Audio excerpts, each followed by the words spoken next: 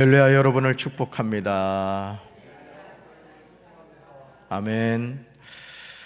오늘 출애굽기 1장 1절부터 22절까지 말씀으로 하나님을 경외하라, 하나님을 경외하라, 이런 제목으로 말씀의 은혜를 나누고자 합니다. 하나님의 계획하심을 우리의 짧은 머리로는 이해할 수 없습니다. 요셉의 삶은 이런 사실에 대해서 여과 없이 보여주고 있습니다. 아버지 야곱의 사랑받던 요셉이 형들의 손에 의해서 애굽으로 노예로 팔려간 것은 충격 중에 충격이 아닐 수가 없습니다. 형제 사이에 인신매매가 있었다는 말이죠. 또한 아브라함과 이삭으로 비롯된 언약의 백성이 사는 땅에 기근이 임했다는 것도 그렇습니다. 여러분, 하나님의 자녀가 사는 땅인데 어떻게 기근이 임할 수가 있겠습니까? 창세기 43장 1절을 보시면 그 땅에 기근이 심하고 라고 기록하고 있습니다. 여러분, 왜 기근이 임했을까? 그냥 우연히 임했을까요? 우리가 이런 어떤 주변적인 환경도 하나님의 섭리 속에 이해하고 그 뜻을 깨달아야 할 줄로 믿습니다.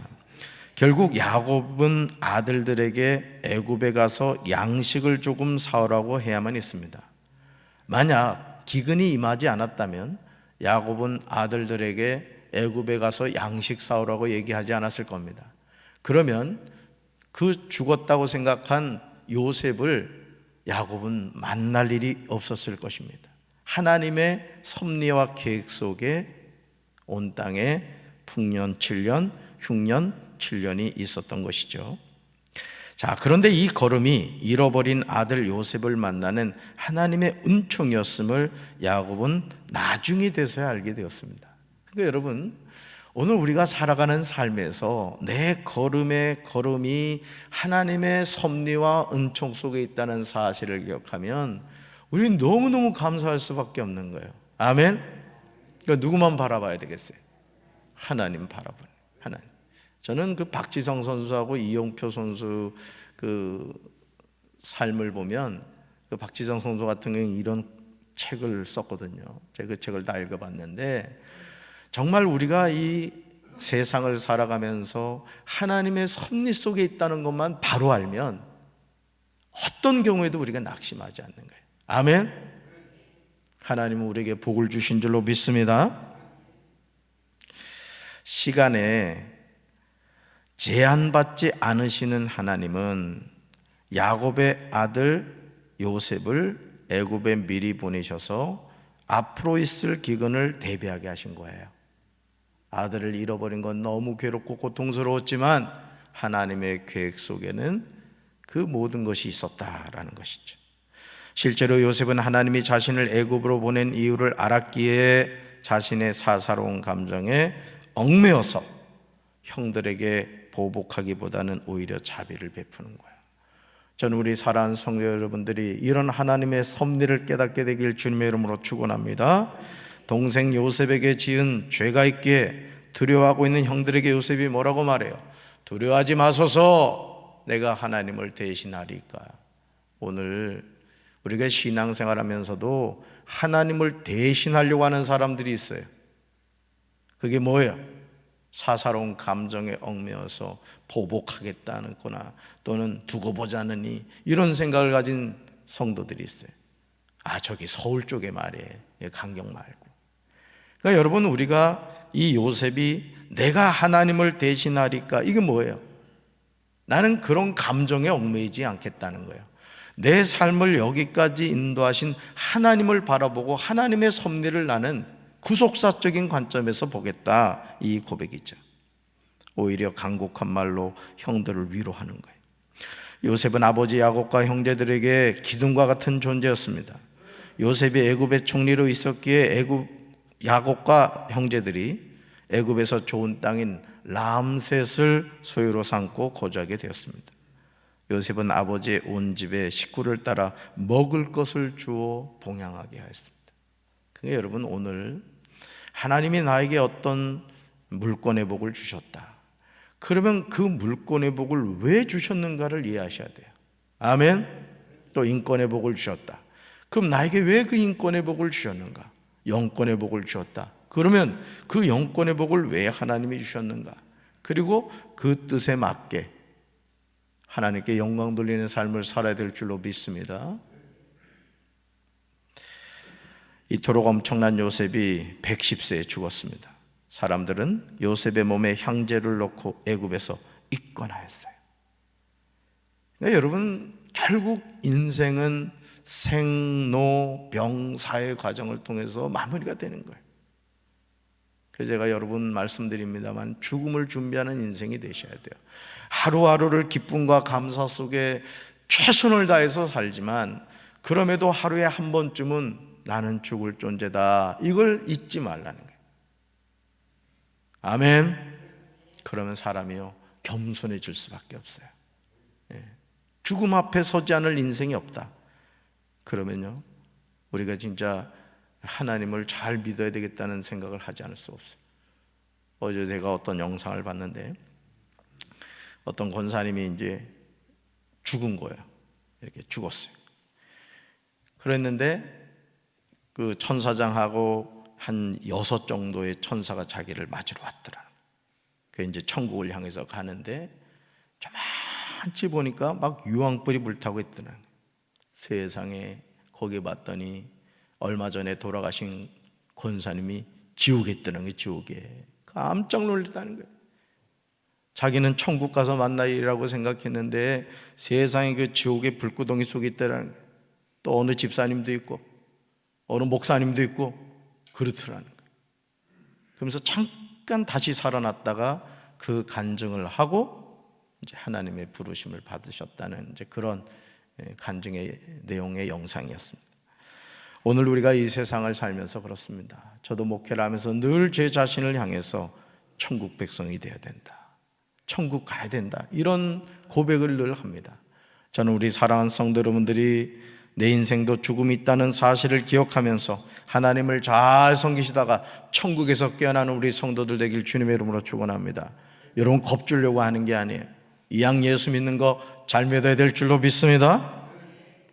자, 그러므로 출애굽기 1장 6절은 다음과 같이 기록하고 있어요. 같이 읽습니다. 요셉과 그의 모든 형제와 그 시대의 사람은 다 죽었고, 다 뭐 했다? 오늘 담임 목사가 죽여주는 설교를 하는 거예요. 지금 한 세대가 완전히 사라진 거예요. 한 세대가. 그러나 하나님의 약속은 사라지지 않음을 보게 됩니다. 7절 볼까요? 7절. 이스라엘 자손은 생육하고 불어나 번성하고 매우 강하여 온 땅에 가득하게 되었더라. 아멘. 요셉과 그의 모든 형제가 다 죽었지만 하나님이 아브라함에게 창세기 12장 2절에서 내가 너로 큰 민족을 이루고 라고 약속하신 대로 이스라엘 자손은 애굽에서 생육하고 불어나 번성하고 매우 강하여 온 땅에 가득하게 된 거예요. 우리는 죽지만 하나님이 우리에게 약속하신 것은 우리 후손을 통해 어떻게 된다? 이루어지는 줄로 믿습니다. 그런데 이런 이스라엘의 모습에 대해서 애굽이 경계하는 것을 보게 됩니다. 요셉을 알지 못하는 새 왕이 일어나 애굽을 다스리게 된 거예요. 이제 이스라엘을 지키는 보호막이 사라진 겁니다. 9절에서 새 왕이 애굽 백성에게 하는 말이 나오죠. 9절 같이 읽습니다. 그가 그 백성에게 이르되 이 백성 이스라엘 자손이 우리보다 많고 강하도다. 아멘. 그러니까 여러분, 이스라엘 그 자손들, 쉽게 말해서 지금 애굽이 죽었더라 하는 이 구절 몇 절에 나와요? 야곱이 죽었더라. 네, 5절에 나오죠. 5절에. 이 5절과 6절 사이가 아니 6절이죠. 6절까지인데 이 6절과 7절 사이가 뭐가 되냐면은 430년이 지난 시점이라는 거예요. 이스라엘 백성들이 애굽에서 몇 년 동안 있어요? 430년을 있었잖아요. 그러니까 여러분, 우리가 이 출애굽기 1장 이걸 읽고 있습니다만은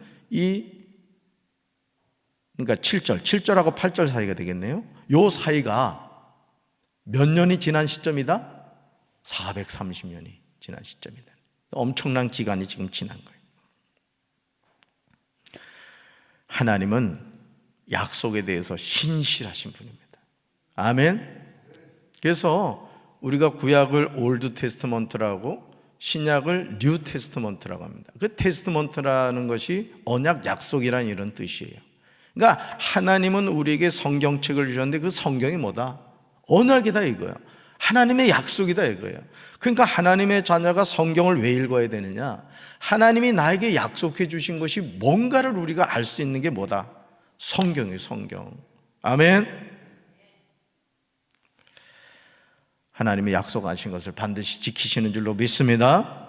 이스라엘 자손이 생육하고 불어나 번성하고 매우 강한 모습을 본 애굽 왕은 이스라엘 자손을 두려워하게 되죠. 그러면서 이스라엘 백성에 대해서 지혜롭게 하자고 합니다. 11절에 그 방법이 나와요. 11절 같이 읽습니다.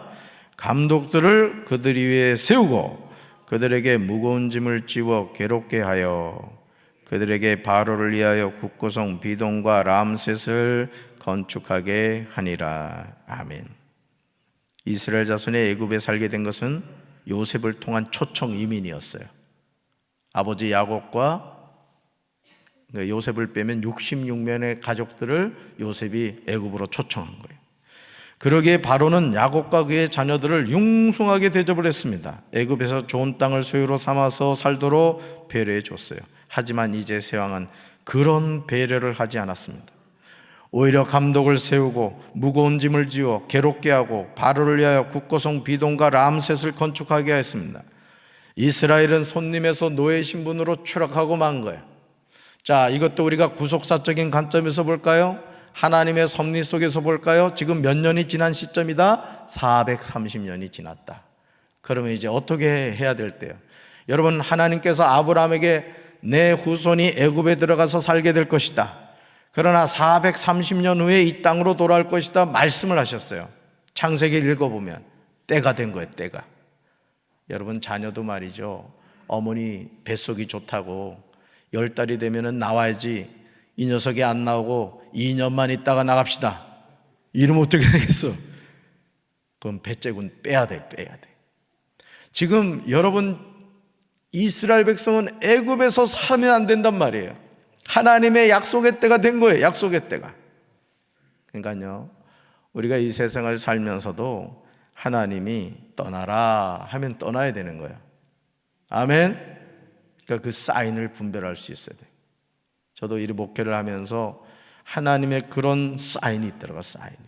그러니까 그거를 빨리 깨달으면 다음 단계로 가는 거예요. 다음 단계. 그냥 그 자리에 그냥 어떻게든 그냥 견뎌보겠다, 하나님 뜻이 아니라는 거죠. 물론 견뎌야 될 땐 견뎌야죠. 요셉이 감옥에서 있어야 되면 감옥에서 있어야지, 감옥을 추록하면 하나님의 역사는 이루어지지 못했던 거예요. 그러니까 오늘 우리가 항상 자신의 삶을 구속사적인 관점, 하나님의 섭리 속에 바라보면 조급할 이유가 있다 없다? 조급할 이유가 없다라는 것이죠. 자, 보세요. 이제 새 왕은 전혀 배려를 하지 않았어요. 자, 그러나 이런 열악한 상황에서도 하나님의 말씀은 물러서지 않고 진행이 되었다는 거예요. 자, 말씀 볼까요? 그러나 학대를 받을수록 더욱 번성하여 퍼져나가니 애굽 사람이 이스라엘 자손으로 말미암아 근심하여. 아멘. 그러나, 이거예요. 그러나 학대를 받을수록 더욱 뭐 했다? 번성하여 퍼져갔다는 거예요. 여러분, 지금 이 이스라엘 사람들이 손님에서 노예 신분이 됐잖아요. 어떤 일을 시켰다고요? 이들을 어떤 일을 시켰다 그랬어요? 국고성 비동과 람셋을 건축하겠다고. 그러니까 여러분, 남자들이 얼마나 힘들었겠어요. 그런데도 애는 잘 낳는 거야. 애는 뭔 뜻인지 지금 몰라. 지금 보니까 피곤해 죽겠는데 애 낳을 새가 어디 있냐고요. 그래도 애를 잘 낳단 말이에요. 왜 이렇게 된 거예요? 하나님의 약속 때문에 그런 거예요. 할렐루야. 그러니까 어떤 상황에서도 하나님을 바라보면 하나님은 그 말씀대로 이루어가는 줄로 믿습니다. 아멘. 자, 보세요. 그러니까 결국요, 이 세상에서 하나님이 행하시는 일을 막을 것은 아무것도 없었음을 반어적으로 보여주는 거예요. 오히려 애굽 사람이 근심을 합니다. 그러므로 애굽 사람들은 이스라엘 자손들을 더욱 괴롭히는 거예요. 아, 우리가 덜 괴롭혀서 그랬구나, 더 괴롭히자. 같이 읽습니다. 이스라엘 자손에게 일을 엄하게 시켜 어려운 노동으로 그들의 생활을 괴롭게 하니 곧 흙 이기기와 벽돌 굽기와 농사의 여러 가지 일이라. 그 시키는 일이 모두 엄하였더라. 아멘. 출애굽기 1장 13절과 14절은 아이를 임신한 산모로 본다면 산딸이 다 된 것과 같아요.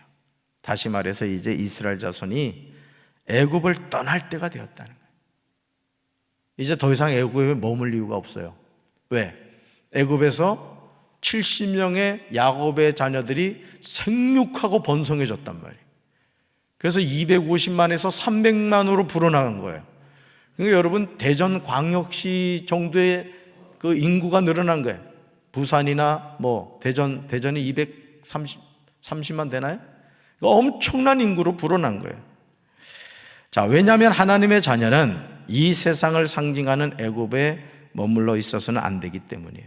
따라붙다. 하나님의 자녀는 약속의 땅에서 살아야 합니다. 아멘. 이제 애굽을 떠날 때가 된 거예요. 그러니까 여러분도 자신의 삶을 이렇게 살아가면서 내가 이 세상에 수련회를 왔다, 소풍을 왔다, 이렇게 생각하면서 한번 하루하루 살아가는 삶을 한번 이렇게 일기 쓰듯이 한번 써보세요. 그럼 나중에 자녀들이 그걸 볼 때, 야, 우리 아버지가 이런 신앙생활을 하시다가 돌아가셨구나, 우리 엄마가 이런 신앙을 갖고 사셨구나, 이 알 수 있지 않겠습니까? 그러므로 애굽 왕은 이스라엘 자손들의 생활을 괴롭게 한 거예요. 삶의 여정에서 말로 표현할 수 없는 고통이 다가올 때 우리는 눈을 들어서 주님을 바라봐야 될 줄로 믿습니다. 주님, 무슨 뜻입니까? 제가 이런 상황에서 어떻게 이겨내야 됩니까? 우리가 하나님께 기도해야 될 줄로 믿습니다. 땅을 바라보고 살던 우리의 시선이 나의 도움이 되시는 하나님께로 향해야 할 줄로 믿습니다. 출애굽기 1장 15절로 22절을 보시면 애굽 왕은 이스라엘 자손들이 생육하고 번성하는 것을 막으려고 해요. 안 되겠다, 이 근본적으로 해결해야 되겠다. 그러면서 히브리 산파 십브라와 부하에게 명령을 내려요. 16절 같이 읽습니다. 이르되 너희는 히브리 여인을 위하여 해산을 놓을 때에 그 자리를 살펴서 아들이 나거든 그를 죽이고 딸이거든 살려두라. 아멘. 얼마나 자랑무도한 바로의 명령이에요. 여러분, 아들을 죽이겠다는 건 뭐예요? 더 이상 씨가 번성하지 못하게 하겠다, 이 뜻이잖아요. 그러나 산파들이 하나님을 두려워하여 애굽 왕의 명령을 어기고 남자 아기들을 살려줍니다. 자, 애굽 왕이 산파를 불러 말합니다. 너희가 어찌하여 이같이 남자 아기들을 살렸느냐? 자, 책망을 해요. 그러자 산파들이 대답해요. 같이 읽습니다. 히브리 여인은 애굽 여인과 같지 아니하고 건장하여 산파가 그들에 이르기 전에 해산하였더이다. 이렇게 바로에게 대답합니다. 얼마나 지혜로운 대답입니까? 히브리 산파 십브라와 부하는 하나님을 경외하는 사람들이었기에 하나님이 행하시는 일에 걸림돌이 되지 않았던 거예요. 사실요, 이 십브라와 산파는 사실은 자기 목숨 건지기 위해서, 십브라와 부하는 자기 목숨 건지기 위해서 어쩔 수 없어. 그리고 남자 아기가 태어났으면 콧구멍을 막든지 어떻게든지 애를 죽일 수 있었다고요. 그렇죠? 자기가 살아야 되니까. 그런데 이 십브라와 부하는 어떤 사람이었다? 하나님을 경외하는 사람이었다. 여러분, 우리가요, 이 세상을 살면서 제가 검찰청 신우에 이렇게 담당 목사로 있을 때 제가 검사들한테도 그 얘기 많이 했습니다. 검사가 여러분이 되신 이유는 하나님이 세우신 거다. 그게 여러분들이 그 검사로서 역할 똑바로 하라고 제가 그런 얘기를 참 많이 했거든요. 여러분, 이 십브라와 부하를 보세요. 바로의 명령입니다. 명령 지키지 않으면 자기가 죽어요. 그럼에도 불구하고 하나님을 경외하였기 때문에 하나님이 행하신 일에 걸림돌이 되지 않았다는 거예요. 여러분, 교회에서도 걸림돌이 되는 사람들이 있어요. 하나님이 행하시는 역사에 자꾸 이게 부정적인 말을 하고 불신앙적인 행동을 하는 사람들이 있어요. 여러분, 걸림돌이 되지 마시고 디딤돌이 되시기 바랍니다. 저도 우리 교회 디딤돌이 되는 목사가 되길 원해요. 그래서 우리 교회가 부흥하고 하나님의 능력과 역사가 나타나는 그런 교회가 되는 디딤돌이 되는 목사가 되길 원해요. 우리 장로님들도 마찬가지예요. 디딤돌이 되는 장로님들 되시길 바라요. 걸림돌이 돼가지고 그냥 교회에 부흥하는 걸 막고 말이죠. 그러면 안 돼요. 오늘 이 십부라와 부하를 보세요. 걸림돌이 되지 않았어요. 이런 히브리 산파들에게 하나님은요, 은혜를 베푸시는데 그 내용을 21절에서 기록하고 있어요. 여러분이 이런 복 받게 되길 주님의 이름으로 축원합니다. 21절 봅시다. 그 산파들은 하나님을 경외하였으므로 하나님이 그들의 집안을 흥왕하게 하신지라. 아멘. 하나님을 경외하면 그의 집안이 어떻게 하게 된다? 흥왕하게 된다. 오늘 장로님 가정이 1,000만 원을 헌금을 하셨어요. 돈이 남아서 돌아가서 하겠습니까? 저는 이런 분들이 좀 많이 났으면 좋겠어요. 1억 7천 이래봐야 1,000만 원씩 17명만 하면 돼요. 17명만. 여러분, 주님의 몸된 교회 아닙니까? 저도 여기 와가지고 외남 때입니다마는 LED 글자 하는데 1,000만 원 했고 말이죠. 자동문 하는데 500만 원 헌금했어요. 담임 목사도. 왜요? 교회를 사랑하니까 그런 거예요. 여러분도 그러시길 바라요. 하나님께 할 수 있는 기회가 있다고. 아이, 괜히 새벽 예배 나왔다. 이런 사람 지금 2명 있는 것 같아. 헌신할 수 있을 때 헌신하자 이거예요. 할렐루야. 한 가정에서 한 사람의 믿음의 헌신과 결단이 자기 집안을 흥왕하게 하는 비결이 됨을 믿으시기 바라요. 얼마나 멋집니까? 십부라와 부하. 출애굽기에 이름이 기록되어 있잖아. 하나님 나라 생명록에도 기록된 줄로 믿습니다.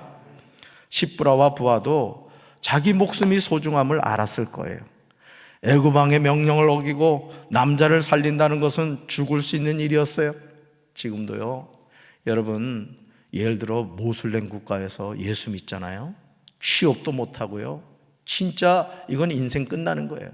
그런데도 예수님을 만나가지고 그 기쁨 때문에 고난을 당하면서도 신앙생활하는 크리스찬들이 있다고요. 오늘 우리나라는 얼마나 좋습니까? 예수 믿는다고 누가 뭐라 그럽니까? 아무도 뭐라 안 그러잖아요. 정말 우리가 너무너무 감사한 거예요. 이 나라를 우리가 지켜가야 될 줄로 믿습니다. 여러분, 하나님을 경외하는 믿음으로 하나님이 기뻐하신 일을 지체하지 않고 한 거예요. 그러므로 원수 마귀를 상징하는 바로가 하나님의 자녀를 죽이려고 한다고 할지라도 하나님은 하나님의 자녀를 지켜주실 줄로 믿습니다. 아니, 순교한다고 해도 말이죠. 여러분, 주기철 목사님 순교하셨죠? 그렇죠? 근데 그 아드님인가가 주한 장로교의 담임 목사가 됐습니다. 손자인가 아들인가? 하여간 그래요. 주정홍인가? 하나님 갚아주시잖아. 여러분, 지금 당장 여러분이 기도하는 거 응답되지 않고 내가 주님의 몸된 전을 위해 헌신했는데 뭐 되는 것도 없는 것 같고 이래도요, 하나님요 절대 치매 걸리지 않으셨다고요. 여러분이 하나님 앞에 헌신하고 하나님 전에 나와 눈물 흘리며 기도하는 거 하나님 들으실 줄로 믿습니다. 저희 아내가 이틀 전부터 저녁 8시 반에 와서 교회에서 기도한다고. 저녁에 기도하실 분들 나와서 같이 좀 기도하셔요. 이렇게 큰 공사를 앞두고 있는데 여러분들 같이 기도해야 되지 않겠어요? 할 거야, 안 할 거요? 못하면 어디에서나 하세요. 어디에서나. 기도를 해야 교회는 바로 세워지고 부흥하게 될 줄로 믿습니다. 따라합시다. 하나님의 백성은 번성하고 매우 강해집니다. 지금도요, 바로는 하나님의 자녀를 나일강에 던지려고 함을 기억해야 돼요. 그러니까 여러분, 이 원수 마귀는요 어떻게 해서든지 하나님의 자녀를 넘어지게 하려고 한다고요. 그러니까 여러분, 우리가 어떻게 기도를 중단하겠어요? 항상 깨어서 사랑하는 자녀들의 이름을 불러가면서 여러분이 기도를 정립해 놓으면 우리 사랑하는 자녀들 하나님 축복해 주실 줄로 믿습니다. 오늘도 하나님의 이런 영광과 축복이 우리 사랑하는 성도들에 함께 하시길 바라고, 그 산파들은 하나님을 경외하였으므로 하나님이 그들의 집안을 흥황하게 하셨다는 이 말씀이 우리 사랑하는 성도들의 삶을 통해 열매 맺어지게 되시기를 주님의 이름으로 축원합니다. 가슴에 손 얹겠습니다. 하나님 아버지, 요셉의 초청으로 애굽에 손님으로 갔던 야곱의 70명의 가족들이 430년이 지난 시점에서는 노예가 되어서 생고생을 했습니다. 그러나 하나님, 그 고생과 고생은 고생이 아니라 이제는 애굽을 떠날 때가 되었던 하나님의 사인이었습니다. 오늘 우리가 이 세상을 살아갈 때 이 세상은 우리에게 나그네요 행인이라고 했습니다. 우리는 영원히 이곳에 머물지 못합니다. 어느 날 우리는 임종할 것이고 우리 자녀들은 우리를 매장하거나 화장할 것입니다. 우리 육체는 한 줌의 흙이 되거나 재가 되고 말 것입니다. 우리가 이 세상을 떠났을 때 과연 우리 자녀들은 우리에 대해서 무엇을 기억하겠습니까? 주님, 우리가 하나님을 경외하는 믿음을 가지고 바로의 어떤 협박이 있다 할지라도 두려워하지 않게 하시고 믿음의 선한 싸움 끝까지 승리할 수 있도록 주여 도와 주시옵소서. 그래서 우리 자녀들이 번성하게 하시고 믿음의 명문가를 세워가게 하시고 하나님 앞에서 우리가 걸림돌이 되는 인생이 아니라 디딤돌이 되는 인생이 되게 도와 주시옵소서. 오늘도 믿음 안에서 승리케 하여 주심을 믿사옵고 예수님 이름으로 간절히 축복하며 기도합니다. 아멘.